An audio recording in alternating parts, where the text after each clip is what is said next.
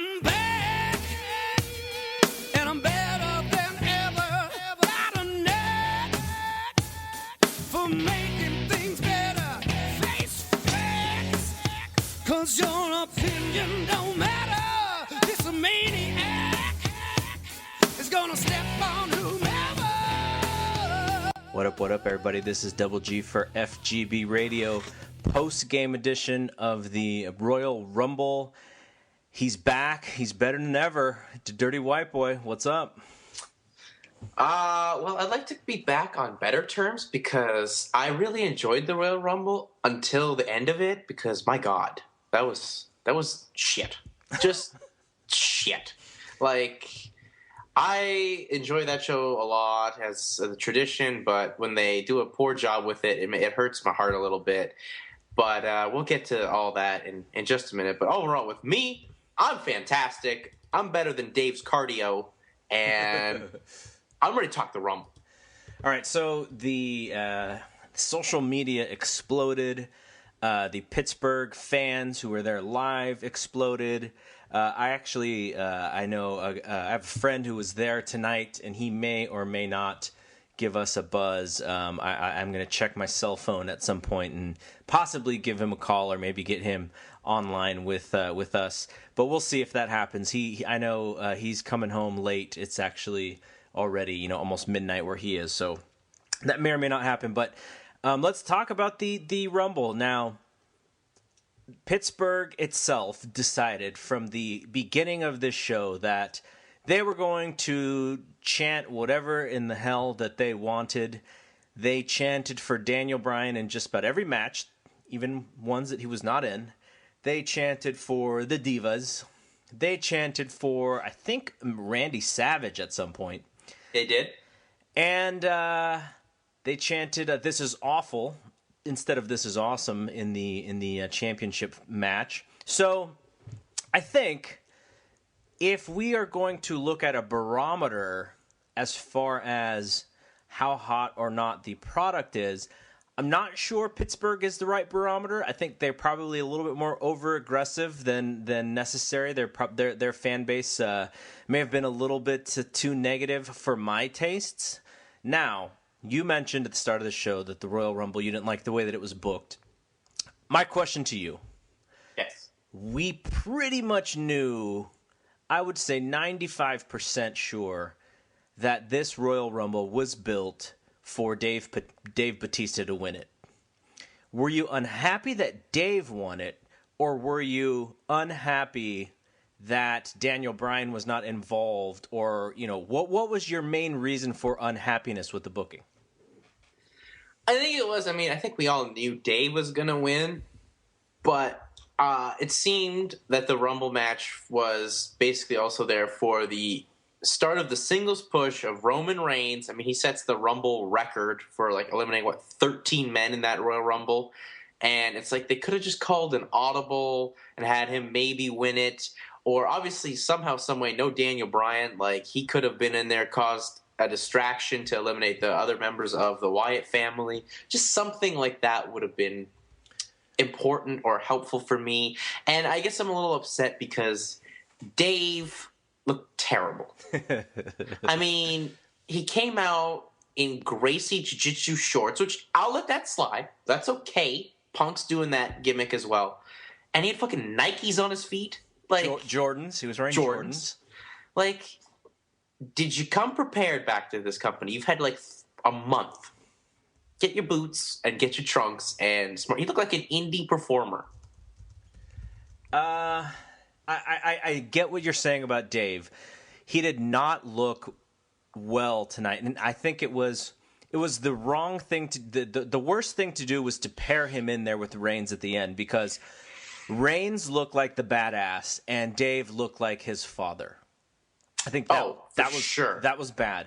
I would have actually had it Sheamus, because people weren't into Sheamus, and so then when Dave actually beats Sheamus from a psychology standpoint, I think they don't throw up as much as they did. Now, it's interesting that you say that you had wished that they did an audible, because, I'm sure there were years in which, they changed directions, but it seems like almost every year, like they stray the course on what they do. Last year, John Cena won this match, and I know a lot of people didn't want to see him win this match, but it was pretty predictable going in that, he was one of the 3 guys or whatever who could have won it. And I did a poll earlier, probably about a month ago on this website, and I basically said, who's going to win the Rumble, and I gave the handful of folks who were, I thought, had the best chance. A, Batista, B, Daniel Bryan, C, CM Punk, D, other, meaning someone not of the crew, and then Roman Reigns, and then some surprise entrance like Chris Jericho or somebody, or for this year that surprise person was Sheamus, or it was the NXT guy, the big guy. Man, that guy was dope. Out of all of the 52% of those voters said Batista's going to win. Only 19% of those voters said Daniel Bryan was going to win. So I would consider, a lot of people who are on my site to be a little bit smarter than casual fans. Casual fans are going to go to WWE.com to find their information. And to me, it was just predictable what was going to happen. Like, I thought, to me, if Roman Reigns won this match, it would have been worse for him than actually what had happened, because then they would have had to rush him into a main event. They would have had to figure out a program, with the Randy Orton or Brock Lesnar or whoever's going to be the champion by Mania. And I'm just like, man, talk about the pressure of being there. And I think the way that they did it with the 13 eliminations, he's he's one of the 2 or 3 hottest guys in the company right now based off of this match. I thought it was perfect for him. The problem is when you watched the end of that, you went, wow, Dave is old and Roman Reigns is like the new guy, like this, like, and so just that dichotomy was bad, and it was bad for Dave. Now, business perspective, Dave bumped the Raw rating earlier this week higher than anyone has bumped it since The Rock. So from a business perspective, it makes a whole lot of sense for Dave Batista to be the guy right now. Ride the wave. He's hot. Everything that they've done with him has absolutely worked. Tonight, withstanding, and like you said, he looked old. He looked slow. He looked tired. And, some of this is age. Obviously, the man is in his mid-40s. You would have hoped that he would have been in better shape. But then again, if we remember the WrestleMania 28 title match between John Cena and a returning Rock, or even the previous Survivor Series match, Rock was pretty blown up as well, though not quite as badly as Dave. So there were definitely some issues there, and I get it. Now, where do you stand on the anti-WWE rebellion when it comes to Daniel Bryan? Because an hour before the Rumble started, I was very much on the side of, they need to push Bryan a little bit more. They keep, sticking us with the banana in the tailpipe when it comes to his push. But after this match, when I saw how vociferous the fan base was for him, I was just thinking, like, you guys don't really understand, where they were going, or maybe you just, maybe you bought this show for all the wrong reasons. But my man wasn't even in the match. Like, he said on Raw, he's not in the match. Like, he didn't say it exactly like that, but he said, I'm facing Bray, and I finally get him all to myself because, the other 2 guys are in the Rumble. And so that led everyone to believe that he's not in this match. So I don't understand where all the cries are from. Like, if you understood what was going on, and when it got to 25 guys, I counted out the remaining 5, and everybody was in from the beginning. So I was like, oh, it's going to be, that's Dave and Ray and Big E, and there were a couple other guys at that point. And I'm like, oh, Bryan's just not going to be in it. He's not going to be a surprise. And the fans, all the way down to 30, I mean, Ray cut a promo before this match started to say he's in the match, so he had to be in the match. Like, did everyone just forget Ray was in it? Like, those kind of things bothered me. I know, the fan base was really loud for him. It's great because, they want to see him do well, but I didn't get that part of the loud negative voice from the WWE fan tonight. That crowd was a little weird. I mean, I can understand being upset that Daniel Bryan's not in the Rumble, but to boo Rey Mysterio because he was 30 was ridiculous. I was a little upset about that. I felt bad for Rey because, I mean, he's come back. He's been one of the strongest guys in the company, really the key to the fan base there in Mexico, and just treated terribly. But, yeah, I didn't understand that so much. I would have thought not him in the Rumble, but an appearance by him, like a run-in type situation. Because, I mean, we've seen those in previous Rumbles before where something like that had happened.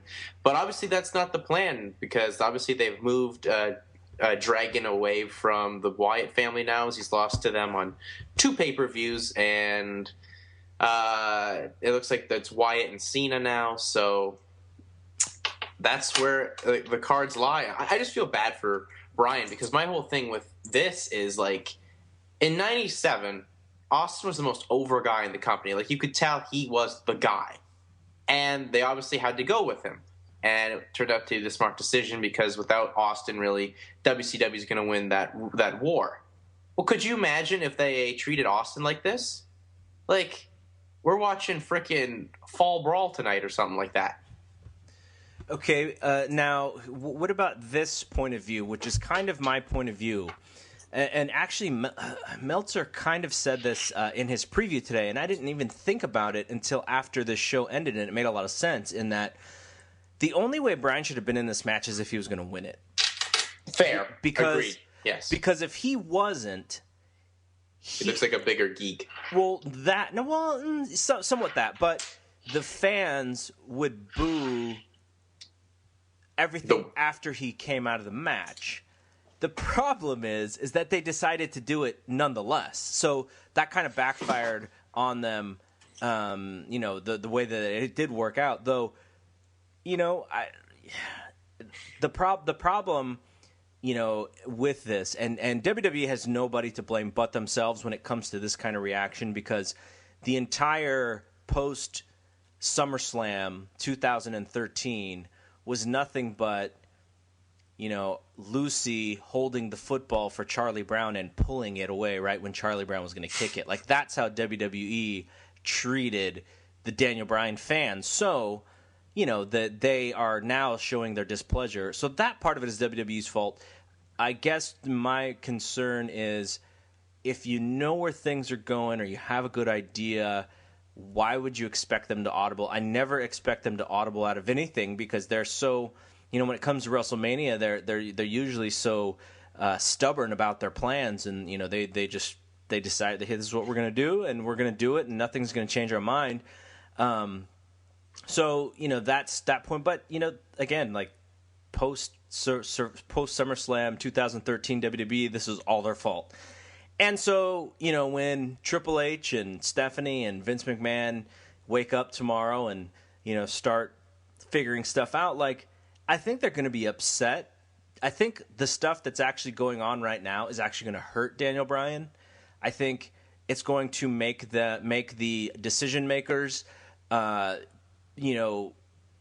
even more so do things that may not be star stuff, main event stuff for him. Like, I don't know if you heard the interview that he did not too long ago, but he basically said that they've never really gone with him. So how do they know that he can't draw money? Because they've never given him the chance.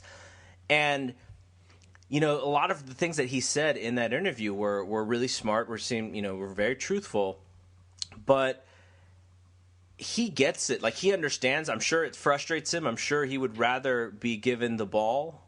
But, I think this kind of reaction by a fan base, maybe WWE just, like, considers this fan base, just a small minority and they don't even care, which is possible. But Daniel Bryan in that interview basically said, they beat me the show before SummerSlam. and they beat me.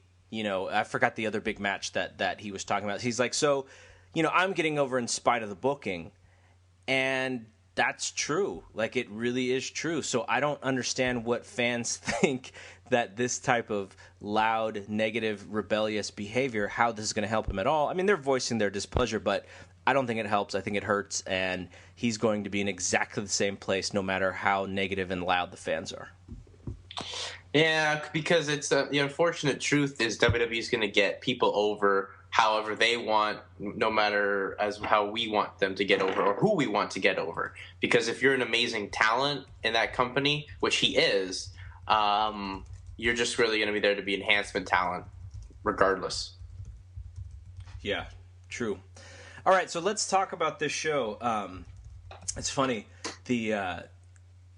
In times like this, especially when it comes to Twitter or people who you think understand wrestling, and I'm not saying like I understand it better than anybody else, but someone on Twitter, I will not call them out because their Twitter name kind of makes them marky in general, but they tweeted that Daniel Bryan is over right now just as much as Hulk Hogan and Stone Cold Steve Austin were. And I was like, I love Daniel Bryan. Like, he's like my favorite guy going right now. But to say that he's as over as Austin or Hogan was is a discredit to Austin and Hogan. Like, he's nowhere near as over as those guys. Now, if they gave him a push, could he be? Maybe not. Probably not. But, they don't really give him a chance, so there's no way. And so they tweeted back at me saying, blaming it on Triple H and Vince McMahon, saying, "Oh, I must be them in disguise because, just listen to the crowd." And I'm like, you guys just don't get it. But anyways, let's talk about this show. So we'll go from start to finish. Now, I want your opinion on the New Age Outlaws beating Cody and Dustin, and I don't even have a problem with them winning the match because I don't expect them to hold the titles, but on the pre-show that, 10 people saw, like, I don't know how many people watched this pre-show, but what was the reason for them to win on the pre-show? I don't know. Title change just for the sake of a title change? I don't really know. I mean, the fact that the New Age Outlaws are tag team champions in 2014 is just an embarrassment, actually. 15 years since their last title run. I know. It feels very TNA-ish, like this move. Like, very TNA-ish. Like, hey, there's these old stars from the when the business was last booming. We're going to put belts on them. Like, just retarded. I mean, I'm sure the match was fine because, Billy Gunn can still go, and Goldust has been amazing, and Cody's obviously amazing. So, classic New Age Outlaws match. Billy Gunn does all the work. Road Dogg just cuts the promo and gets the pinfall. Now, would you have done this on Raw to kind of get that feel-good pop from 4 million fans where they could have got enough eyeballs on it, and then, whether or not it's Cody and Dustin, they get it back the next week or whatever? It just seems to me that if you were trying to create some sort of feel-good moment with these guys, you just did it in front of a bunch of, a handful of people rather than maximizing the audience. I feel it would have been better to be done on Heat, considering the talent that were in this match. But yes, obviously on TV. Well, who cares, really? The tag belts mean nothing in that company. Sorry to say. But the thing is that the Shield and Cody and Dustin and the Usos, like, those guys are having great matches. Where do the New Age Outlaws fit in? Well, I didn't know, but someone's got to call me on that. I don't know. I guess Raw would have been better. Yeah, I wonder if they wanted to take it off of them specifically now because to sort of set up, another or more reasons for, Cody to get mad at Dustin, because it does seem like Cody, Goldust tweeted something about, his mistake, sorry, bro, we'll get through it or whatever. So it seems like maybe Cody's going to be the one to turn on Goldust if they do the brothers, against each other.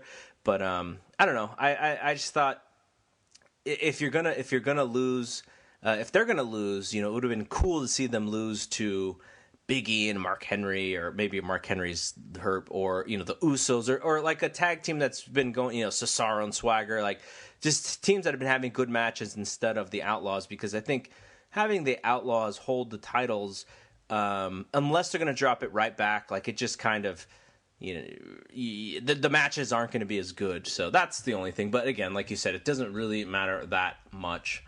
So let's talk about Daniel Bryan and Bray Wyatt.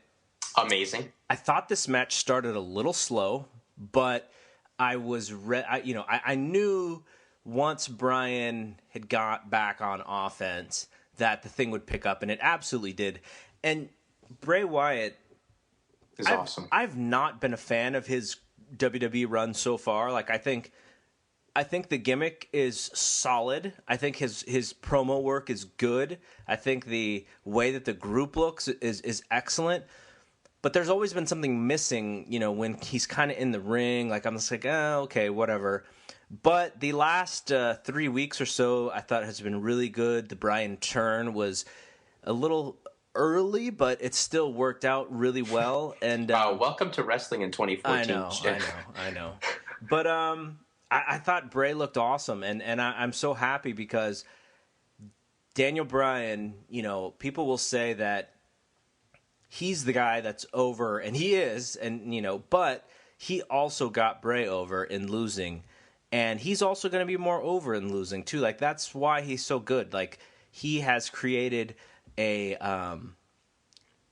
people have sympathy for him when he loses, and when he wins, they think, this is what should be happening. So he wins no matter what, as long as he's not losing in 2 minutes to bad guys, like he's fine, and that's why he's so good at what he does. Finally, though, I thought Bray put on an absolutely superstar performance. Oh, absolutely. The last 10 minutes of that match were epic. Like when Dragon came with those, his knee spots, and then Wyatt hit him with that clothesline, like took his head off. I was like, he just channeled Stan Hansen. Dragon hit a tornado DDT on the floor. Like, that was insane. And then where Wyatt hit his finish against the guardrail, absolutely epic. It told a story. It showed how much Daniel really wanted him. I mean, Wyatt had a little bit of blood coming out of his mouth. I mean, easily the best match on this show, and a great start for 2014 for Match of the Year.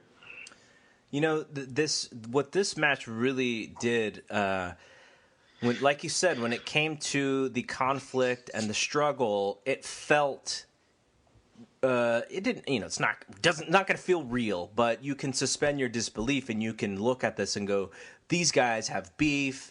The storyline I thought was kind of dumb, but they they really don't like each other, and it shows. Whereas you look at John Cena and Randy Orton, where they tried to put John Cena's dad in the angle for the 10th time, and 10th, like 300. But then John Cena comes out and it's same old, and there wasn't really much conflict once the match started. So that when you compare those two matches, Daniel Bryan and Wyatt really stood out in that way. But before we get to the championship match, Brock Lesnar and Big Show. This was much more spectacle than anything else, but it was more of an angle. I thought it was really well done. Maybe a little bit too much with the chair shots, but I'm really interested in seeing where they go with Brock Lesnar, because they keep saying that he wants a title shot, and I'm assuming he gets Randy Orton at some point, and then what happens? Is that when The Undertaker comes? Like, where's going to be the conflict with The Undertaker, which is still scheduled to be the WrestleMania main event? Like, that intrigues me, and I can't wait to see where they go. So, that's a pro wrestling win for me, the way that they're booking Lesnar and Show. Well, not as much Show, but where they're booking Lesnar. Like, I'm really interested in seeing how they do it, how they get from here to his championship aspirations, to The Undertaker, to WrestleMania. Like, I'm really looking forward to that. And that's one of those things where I try not to put my mind. I just let what happens, because anything with Undertaker around this point is just amazing. Yes, like yes. you know exactly. But yeah, this match wasn't really a match, more of an angle. And Brock Lesnar, as I tweeted, basically treated Big Show like Chris Brown treated Rihanna on Grammy night. That was not called for, by the way. I think we're getting past that. That is man on woman violence, for reals. True, but it was a little bit of what it kind of was, because that was kind of a call for what Big Show, having a Big Show. But I don't know. I'm just in love with what they're doing with Brock right now. Yeah, like it's great. Brock, first of all, seems like energized and cares, and like he wants to be there. And, there's all this rumor of him potentially going back to the UFC. Like, he's healthy and happy, and that's key. And tonight I bought the Eat, Conquer, Sleep shirt. Oh, yes. You got to buy that shirt. Awesome. So if you're the Big Show, I don't know. I mean, Big Show is big. He's a company guy. That's all I gotta say. Like, he allowed them to cut off his testicles in the angle where he lost all his money, and then he got further neutered by Randy Orton in that one match that they had, and then he comes here and he does the job, and that's business, right? That's what he's supposed to do. He's a company guy. I just hope he gets paid back at some point and he gets something cool for WrestleMania, because I think he deserves it. Does he get Ryback, or didn't we have that? Yeah, I think we had that already. Ugh. All right. So then we get to the title match. We have Randy Orton doing the walk of slow motionness to get to the ring. Nothing has changed. No Triple H or Steph on this entire show. So I guess that's a positive, but it would have been nice to see them on a monitor or something watching him, unless I missed that. I didn't see it. No. And then John Cena came out in his new neon green shirt and hat, and they just had a match. And the problem with these guys, we've seen them wrestle a million times, we've seen them interact a million times, we're tired of it. So how do you reinvent that wheel? I don't think that they can do it. I don't really. They could have had a 4-star match tonight, and I think the fans had already decided how they were going to respond, no matter what. Because the match did pick up at the end. I thought it got interesting at the end before the Wyatts came in, and they traded off moves. I thought it was actually kind of awesome when they're starting to trade finishers, and I'm like, we've seen this, Rock and Cena. And then, Orton does an RKO, or Orton does the attitude adjustment, and then we were all waiting for Cena to do the RKO, and I thought he delivered a pretty darn good RKO. I was like, well, that guy could jump a little bit, and so it was getting pretty good. And then, the Wyatts came in, and John Cena got pinned after another RKO. This was also sort of setting up WrestleMania, so, I guess I can forgive kind of what was going on. But I'd really be fine not seeing these guys ever wrestle again for my entire life. Oh, if they got locked away in some museum or something so they could I'd be okay with it. I don't think... But you know what? WrestleMania 32, they'll main event it. You just know they will. Oh, man. In San Francisco, you're going to take the kids to go see them in the main event WrestleMania. You're going to buy your ticket, think it's going to be sweet, and you're going to hate your life. If that happens, I'll be very unhappy. And you know what? It could. Yeah. That's the sad part. Did where do you think they go with Orton? Because Triple H and Stephanie have both said, we expect you to be the greatest champion of all time, and we picked you for a reason. And, he's won by the skin of his teeth again, and he's a heel, so that's kind of how it works. But where does this angle go? Do you have any feeling yet? Because I don't really know where it's going to go. I don't know where they expect it to go. I don't either. I don't even think they know where it's going to go. It's one of those things, right? Yeah, I mean, you might be right, and we don't know how often things are changing. Last summer maybe it was. They looked like they started to build, what they have now, but Vince McMahon was involved, and now it doesn't seem like McMahon's going to be involved. He's sleeping. Yeah, maybe. But Finally. So Randy Orton wins. He is still the champ, as far as we know. We'll see what I got. I'm assuming there's going to be some sort of Elimination Chamber match at Elimination Chamber where Randy Orton has to put the title up because it's not like they can just do a match for number one contender because they have the number one contender. That is the person who won the next match, which was the Royal Rumble. There was only 4 matches on this show. I was fine with that. I was actually really impressed with how quickly they got through the card. Yeah.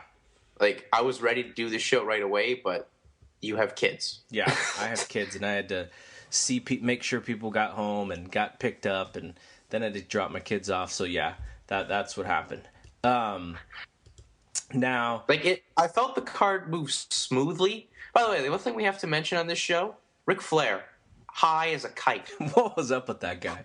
Oh my god! Maybe because the Niners are out, he doesn't know what to do with his life. Oh my god. So I guess the only match that would have been on this show, and they would have had time with it because I think they went off the air 15 minutes early. And totally. That's in addition to having Brock Lesnar lay Big Show out for 5 extra minutes, and for the Wyatts to lay Cena out for 5 extra minutes. So they could have cut a little bit of that stuff down, and I guess they just did not want the AJ versus Trinity or Naomi, whatever they call her on WWE TV, title match. One of them. And I imagine we'll see that tomorrow instead. So yeah, whatever. Okay, so 90 seconds in between each contestant in this match.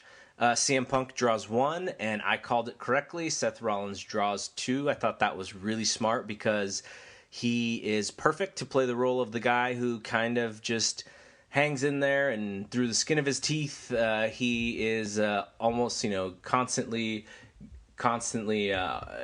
almost out of the match and all that stuff. So I thought that was great.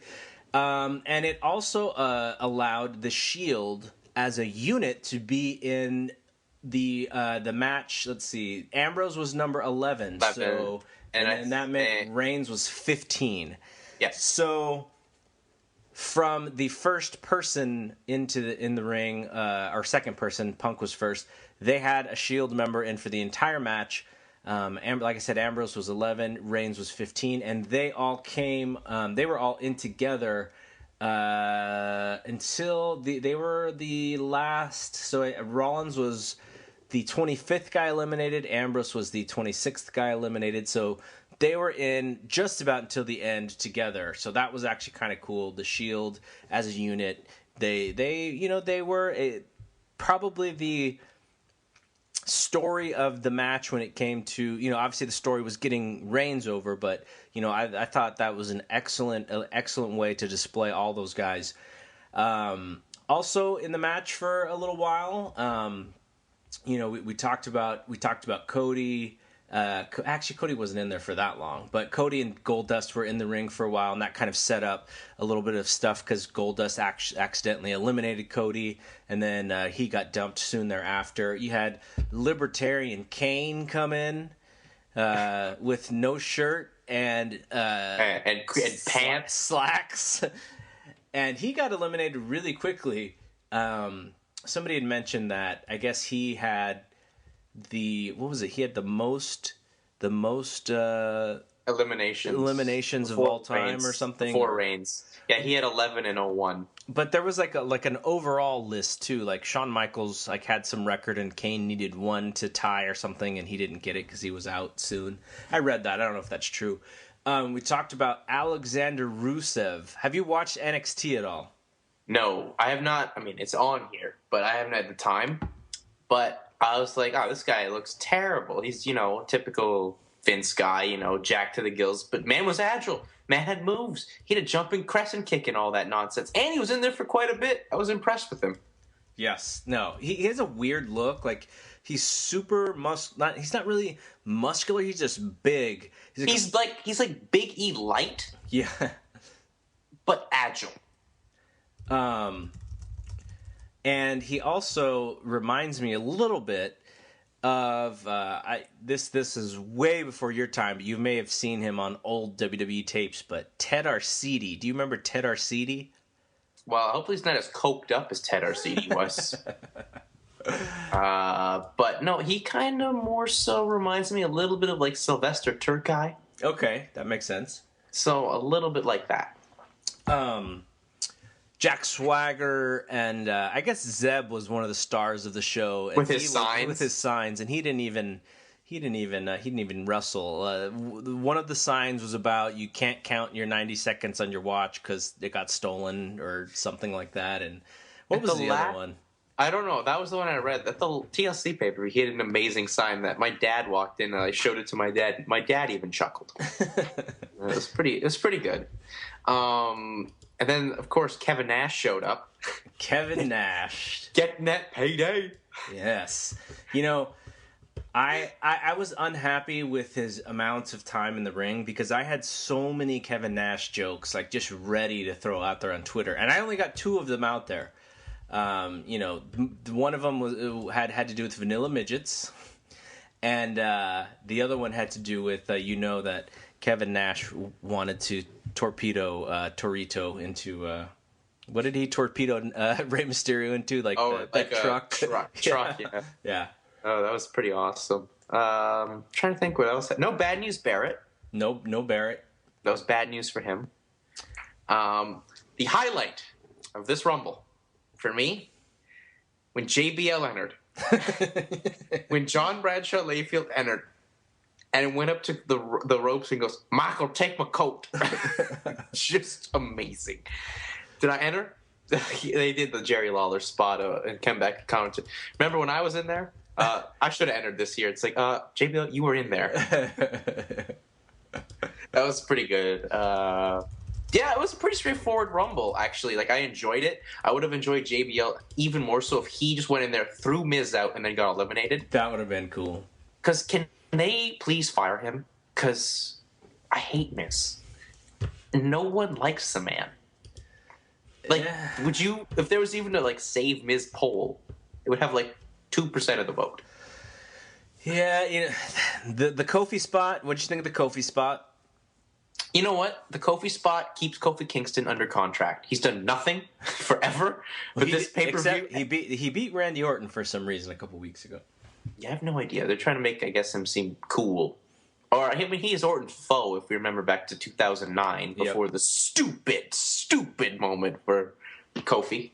But the Rumble gives Kofi Kingston a job for life, because he's going to do something cool every year. Yeah. But when Sheamus returned, I thought, this is the worst return ever. We've had a lot of amazing, oh my God, returns like Triple H or, an Austin or Cena, 2008. Yeah. And it's just the crowd was like, woo, and then oh wait, Sheamus, never mind. So let's talk about that a little bit. So Sheamus came in, looks exactly the same babyface personality. He even did the forearm spot that people started to turn on before he left, and I didn't think anyone really got excited. He was in there all the way until just about the end. He was the second to last guy eliminated. So, I imagine that they have plans for him. The latest thing I've heard was that he was supposed to work with Daniel Bryan at WrestleMania.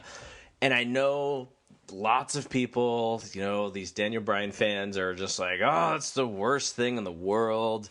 Why? He needs better. And if you think about it from a logic standpoint... The trilogy. Well, yeah. But the dark match, the 28-second match, and then this year. From a logical standpoint, think about this.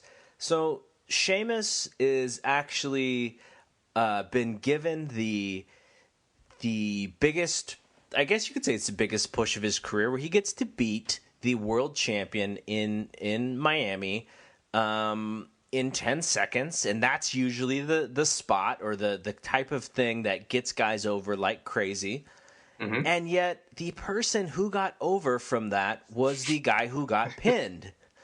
And so if you think about it from that standpoint, if he does turn heel, like that's his moment where he's like, at that point, fuck everybody.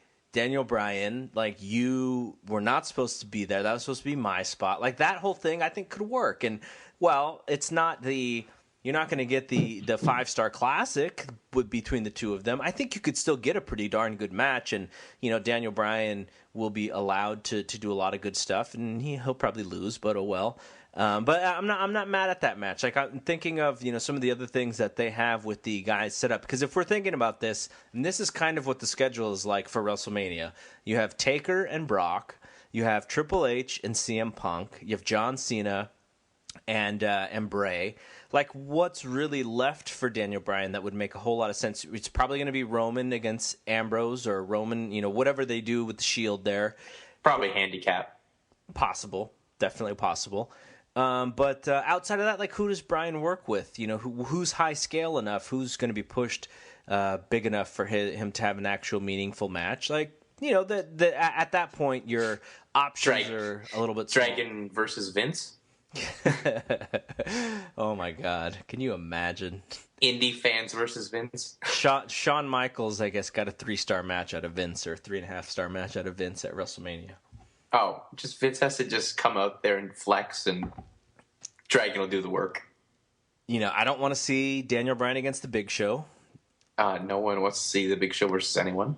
Yeah, so I don't want to see Daniel Bryan against Ryback. No one wants to see Ryback. Yeah, and I know that people are saying, "Oh, but what about Shawn Michaels?" And it's like, yeah, if Shawn Michaels was going to work, but I don't think he is. Like, I don't think Shawn Michaels is coming out of retirement. So that would be option number one for me, obviously. But if Sheamus is plan B, I am fine with that. Yeah, I guess. I mean, it'd be a great match. So as we go through the rest of this match, I think there was, like we mentioned, El Torito came in, and he got over in a couple situations for fun, and he's sort of like the new... You know what the best part of that was? Punk's face. Yeah, that was the best. Punk was like, "Are you kidding me?" Punk's face was my face. And Punk did it perfectly. That's why he's Punk. Chris Zellner had the best tweet about that when Torito got eliminated. It was just like, they robbed us of our dream match of Punk versus El Torito. And you know what? That match would have been epic. And poor Fandango gets eliminated by the midget. His career's over by Torito, and Antonio Cesaro got to do I think it was a 26 or 27 Revolution big swing or giant swing on Seth Rollins. That was really cool. I was like, if anyone's going to do it, it has to be Seth Rollins. I mean, the man's taken that spot like years ago in ROH, like forever. Ryback got to do one sort of big thing with Batista, and it didn't look great, but it was okay. I was a little bit frustrated, just in the sense of I thought they were going to have Big E as like kind of one of those young stars, but the fact that most of the Shield was in the entire time, like that probably they weren't able to do that as much. So Big E kind of got in there and got out of there pretty quickly. And then, this whole thing was set up for Batista to win it, and he came in at number 28, and, he started eliminating guys, and there was a weird spot between him and Roman Reigns where it looked like Roman Reigns jumped into something and Batista like speared his knees. That spear, where everyone just shit all over it. Yeah, it looked bad. There was probably just a mix-up in the timing. And, at this point, I'm probably guessing that Big Dave's timing was a little off compared to Roman Reigns, because Reigns has been pretty spot on of late. I don't know whose fault that would have been. And then as we get to the end, we have 3 guys, and it is Big Dave, Sheamus, Roman Reigns. We should mention that Kane actually came out from under the ring and Can I grabbed say Punk. something? Yeah. Did you see Kane when JBL was coming out? Yeah, my kid saw him. Kane is just out there. What are you doing?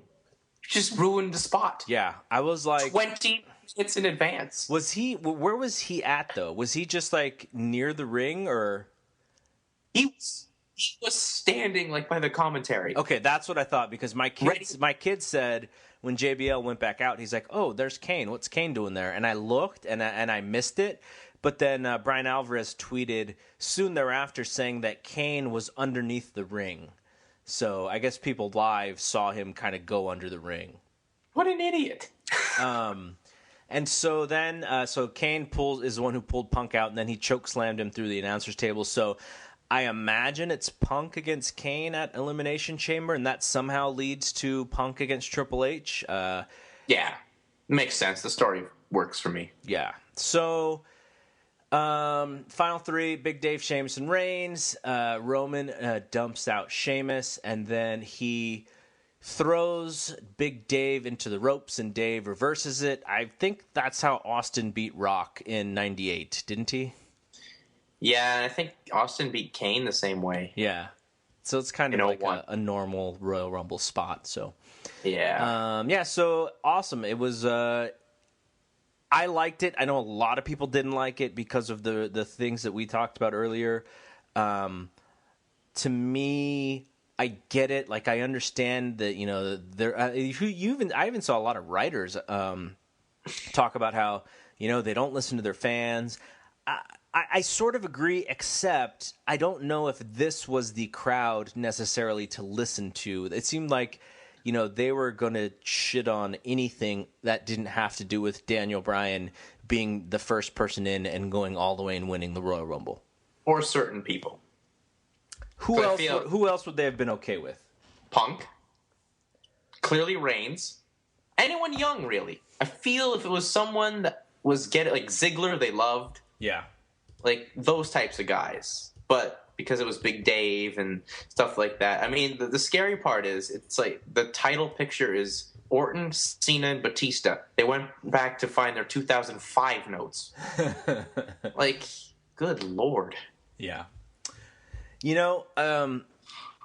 I guess the way that I look at this is we got exactly what was promised. I know a lot of people, think that they should have audibled. The way I look at that is when do they ever audible? And I don't know if this is something that they learn from. Like that's my worry is that they don't really learn from this. It actually frustrates them, and they look at ways to set things up better so the crowd doesn't turn on them. Because I don't know where Raw is tomorrow, but I imagine that the crowd for Raw tomorrow is going to try to emulate this Pittsburgh crowd, and I don't think that will be very good either. Probably not. I mean, it seems that a lot of the audiences these days wants to just get themselves over and stuff of that nature. Where are they? They're in Cleveland tomorrow, I think. Cleveland, Ohio. So Cleveland's not too bad of a city to be in for that. I mean, they're vocal, but they're not that vocal, I don't think. So so Pittsburgh tonight, there was Big Ben. Who's gonna be there in Cleveland tomorrow? Well, I don't know if any of the Browns will be there because all the good Browns were in the Pro Bowl tonight. Brandon Weeden in the front row. I said the good Browns. Would Tristan Thompson, if the Cavs aren't playing, Tristan Thompson or Anthony, Kyrie Irving, and one of those guys. Yeah, I don't know, but all right. So Jim Tomei, since they want to date themselves, that would be awesome. I guess last thing I just wanted to ask you before we get out of here is, how do you feel about the rumored WrestleMania card so far? Is it something that you think is going to be good? Do you feel like they're missing some stuff? Like, what do you think about the matches that are rumored so far? I'm honestly fine with them because Undertaker Brock is something I wanted to see for a while, and I'm interested to see if they bring up the stuff from after UFC 121. Maybe they'll have Ariel Helwani on there. Who knows? Maybe Helwani will be without a job by then. He'll come in and do some work for WWE. What do you mean? You haven't heard the Helwani stuff, the rumors? No. I've been out of the loop, man. That's why I got you. I don't think there's anything to this at all, but for whatever reason, Helwani was off of the Fox pregame and postgame stuff last night for the UFC, and he's usually the main reporter for all that stuff. So he had tweeted something about being not. I forgot what he said. He said something like he was maybe going to be in the crowd tonight, and this was for last night's UFC show, or he was in the crowd, or he was doing backstage stuff. Like he wasn't in his doing his normal role. So he was doing other stuff, and like he was like saying like, "Oh, this is like back in the old days" or whatever. So I know he did a lot of video work for MMA fighting. Like he was doing interviews with just tons of guys. So that was his role. But then the thing that he tweeted, which could have been cryptic, may have just been goofing around, is he tweeted, he basically the thing that I just said, but then at the end of that tweet, he said something like, "Hi, Colt Cabana," which a lot of people are saying was sort of like when Punk did his pipe bomb, where he did the "Hi, Colt Cabana" thing. Mm-hmm. And so they're trying to say like, oh, like it was cryptic, and that's Helwani saying, that he's giving us some information that maybe he's not on good footing or something. And I don't really believe that to be true. I think it's probably all much ado about nothing. But who knows? Maybe there is some stuff. I mean, because CM Punk was on. He did that third interview with CM Punk on Friday night, I guess. Which was actually Thursday evening, and it was uploaded Friday morning. Okay, it was actually really good. Oh yeah, I watched it. And then I guess he did a lot of Bellator stuff recently. Oh, of course, that's gonna upset Dana. So that could be it. So whatever. I honestly will be just like, if they let him go and it's Karen Bryant. Just shoot me. And the other thing is, and I don't know if this is true, it's just one of the stories that I read, which was a lot of based on like not facts, it's just based on, them trying to put dots together, connect the dots. But they said that Dana and Lorenzo had unfollowed him on Twitter recently. So I don't know. Who knows? Who knows what's going on there? Has Dana lost his mind? No, I don't think he's lost his mind. I mean, he's overworked for sure. He's losing it. He wasn't at the post-game presser, at the post-fight presser last night, so I don't know what happened there. But the man's just doing a lot of work, and this Super Bowl thing might be throwing him off. Yeah, this Super Bowl, I don't know what's happening. Are they going to move this game?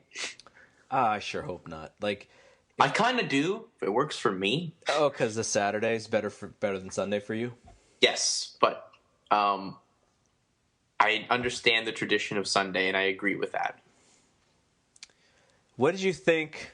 Okay, we're kind of off topic now, but let's just go for it. So, I haven't talked to you never, so we're going for this. You are a young man who, a little bit brash, came up in the world of professional wrestling, of big personalities and wacky promos. When you saw the Richard Sherman thing after the game last weekend, what was your first, what was the first thing you thought about when you saw that? That I loved it, because I think I saw someone wrote this and made the point of after a game, you interview a player, and you just, you're just basically expecting the cliche, we worked as a team, it was a team effort and we got the job. And then he was just like, yeah, I'm the greatest cornerback, and, Crabtree, that's sorry receiver, da, da, da. So, I mean, he went above and beyond, and he gave us a moment.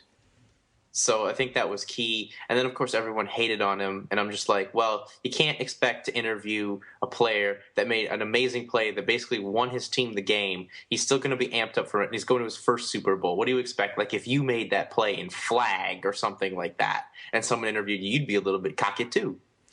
Yeah, it's obvious that they don't like each other, both of those guys. Wow. On your rivalry with them, and I say your, because obviously Double G's a big 49er fan. But I think it was actually a little bit more premeditated than that, because the one thing that the NFL is excellent at is marketing their Caucasian quarterbacks. Mm-hmm. And like you could, any casual football fan can name Peyton Manning, Tom Brady, Drew Brees. That, the NFL markets those guys like crazy. And so normal fans know that, but I don't think the normal fan can actually go through the corners and say who are the best corners in football. Like, so Richard Sherman... It's such an unrespected position, right? Yeah, so, Richard Sherman, he had the opportunity with the microphone. He just made one of the greatest plays in Seahawk history. He sent his team to the Super Bowl, and really, I mean, he doesn't make that play. I don't know if Crabtree catches that ball or not. 9 times out of 10, that's either touchdown or the ball gets hit out of bounds. So he makes that play, tips it, and it's intercepted, and that is the reason that they won. The Niners would have had a couple more shots if that ball goes out of bounds. So that's his opportunity to go, like, look at what just happened. Like, normal guys don't make that kind of play. I'm the best, and you need to know it. And now, if you ask casual football fans who is the best cornerback in football, they're going to say Richard Sherman. Why? Because he told us he was. So I thought that was really good for him to get his, to sort of, for marketing, and I'm sure he's going to benefit because of that moment. Like I saw, it was so funny. You would think that 49er fans, and a lot of 49er fans were upset about it. I get it. Like, it wasn't really classy, but then again, we're talking professional football. We're not talking, against your rival too. We're not talking a chess match, So I was like, I was frustrated, but I wasn't upset at them losing. Like, I thought they played really well. And, immediately, like, how Twitter, I don't know if you use Twitter for your phone, but it tells you how, like, if like a bunch of people follow somebody of your friends, like, it'll show you, yeah. 25 people just followed Richard Sherman, and many of these people were 49er fans. I'm going, what the hell? But that's what it is, right? It was a great marketing moment for him. I think he increased his Twitter following by like 300,000 or something just from that moment. And he was able to turn it into essays about his upbringing, about him going to Stanford, about how he is as a person, about his charity work. And at the bottom line is that people were talking about him. They weren't necessarily talking about him smartly, because I had dialogues with people on Facebook where they were saying, "Oh, Richard Sherman," because this is how the narrative went on Sunday night. It was 49er fans thought he was the worst thing of all time. Then it went to the, it even got kind of racist on social media late Sunday, and that was really ugly. I was just like, come on, people, you're just showing how idiotic you are. But then by Monday, it was about Richard Sherman's the greatest guy in the whole world. And I thought, I was like, okay, this narrative has kind of jumped, and I'm kind of in the middle. I'm just like, hey, guy's a great football player, first and foremost, and that's it. Like, I don't know him. I can't judge him. He might be a great guy. He might be a jerk, but who knows? Like, I don't know him personally. Only his friends and family know that. And thus, to me, I just can judge what he does on the field, and what he does on the field is he shuts down the other wide receiver, and when the quarterback decides to test him, he makes plays. And that's all, you just tip your hat to that kind of guy. So yeah, that's that. So, all right. So, we have the first pay-per-view in the books. You are not going to get the WWE Network probably until late 2014. Is that right? No, I think we're getting it with you. Oh, you are? Canadians are. Okay, good. Canada and the States are. I think England doesn't get it until 2015. Okay, so are you in on day one? Of course. Okay, just checking. So I was told when they were making the announcement that this thing was going to be bomb and everything like that. It seems pretty cool. It's everything for $10 a month, a deal. Right on. So when I would hope that we can do more of these shows. You and I, I guess before we go, we should sort of say what we've been doing for these last, since the spring of last year. Actually, we stopped doing FGB Radio.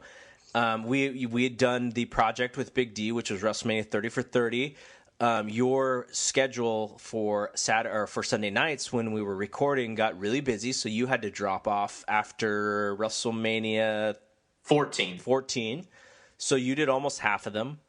I dropped off after 19, so I did almost 2/3 of them. And now Big D and Brandon Draven are continuing the project, and I will continue putting up the podcasts on my website because I've thoroughly backed the project. I had a lot of fun doing it. I wish I could have finished it out, but just lots of stuff goes on and time and just you want to make sure that the shows are as good as possible. So that's where we were, and then now your schedule seems to have opened up a little bit for Sunday nights, Saturday nights, stuff like that. Yes, definitely. It seems like I have time now, and I'll let you know for when we can do the next one. I guess I'll be getting Elimination Chamber.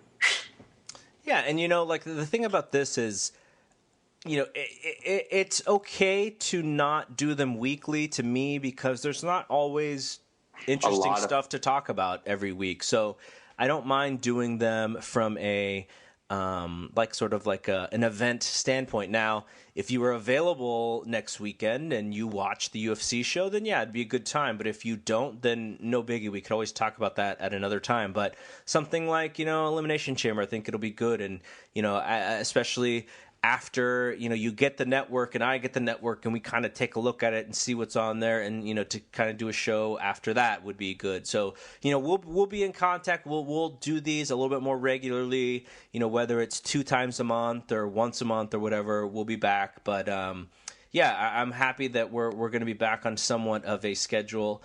And Big D will be back too, once he's done with 30 for 30. He'll be back with me, and we'll get other guys on it, and I'll still do my boxing show with Doohan, and get Heidi on there for MMA stuff. So we're still going to be trucking along, but I'm glad that you and I can record a little bit more frequently in 2014.